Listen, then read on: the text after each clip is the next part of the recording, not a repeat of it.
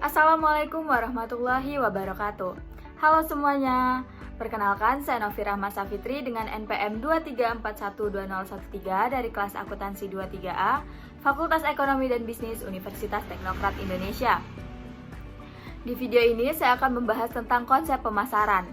Konsep pemasaran adalah kerangka kerja yang digunakan untuk memaksimalkan keuntungan dengan cara memenuhi kebutuhan dan keinginan konsumen, serta meningkatkan penjualan dalam dunia bisnis yang kompetitif.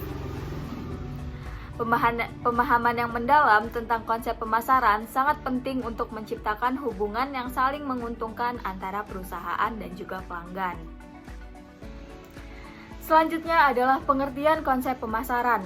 Konsep pemasaran berfokus pada pemahaman kebutuhan konsumen dan menciptakan nilai yang lebih baik dibandingkan kompetitor. Menurut Philip Kotler, pemasaran adalah aktivitas sosial dan usaha yang dilakukan untuk mencapai tujuan tertentu, seperti menciptakan produk dan menukarkan dengan nilai yang lebih besar. Konsep ini berbeda dari pemasaran umum yang hanya berfokus pada penjualan produk melalui teknik promosi. Ada 3 elemen utama dalam konsep pemasaran. Yang pertama adalah kebutuhan atau needs. Barang atau jasa yang diperlukan untuk keberlangsungan hidup seperti makanan, tempat tinggal. Konsep pemasaran sosial ini sering digunakan untuk memenuhi kebutuhan. Yang kedua adalah wants atau keinginan. Barang atau jasa yang diinginkan oleh konsumen. Konsep penjualan ini dapat digunakan untuk memenuhi keinginan. Dan yang ketiga adalah demands atau tuntutan. Kebutuhan dan keinginan yang didukung oleh kemampuan finansial konsumen. Konsep produk berfokus untuk memenuhi tuntutan. Selanjutnya adalah jenis-jenis konsep pemasaran. Terdapat 5 jenis konsep pemasaran yang umum digunakan. Yang pertama adalah konsep produksi, menekankan pada efisiensi produk dan distribusi, dengan asumsi bahwa konsumen ini lebih menyukai produk yang tersedia secara luas dan dengan harga yang rendah. Kelebihannya adalah biaya yang rendah namun kualitas seringkali terabaikan. Yang kedua adalah konsep produk, berfokus pada kualitas produk dan inovasi. Perusahaan harus terus meningkatkan produk agar dapat memenuhi harapan konsumen. Yang ketiga adalah konsep penjualan, menekankan pada promosi agresif untuk meningkatkan penjualan tanpa memperhatikan kebutuhan konsumen.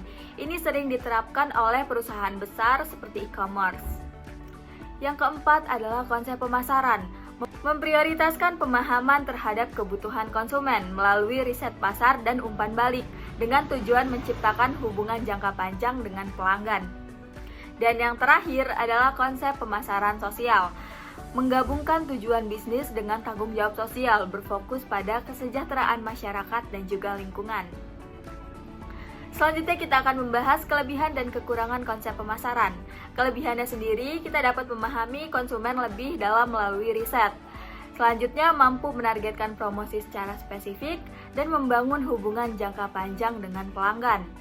Kekurangannya sendiri membutuhkan biaya pemasaran yang sangat tinggi dan juga prosesnya bisa memakan waktu yang lama untuk melihat hasil. Contoh implementasinya seperti perusahaan Coca-Cola menerapkan konsep pemasaran dengan melakukan riset pasar dan menyesuaikan strategi iklan mereka untuk menjangkau audiens yang lebih luas. Dengan memahami kebutuhan konsumen, mereka dapat menciptakan kampanye yang efektif dan juga menarik.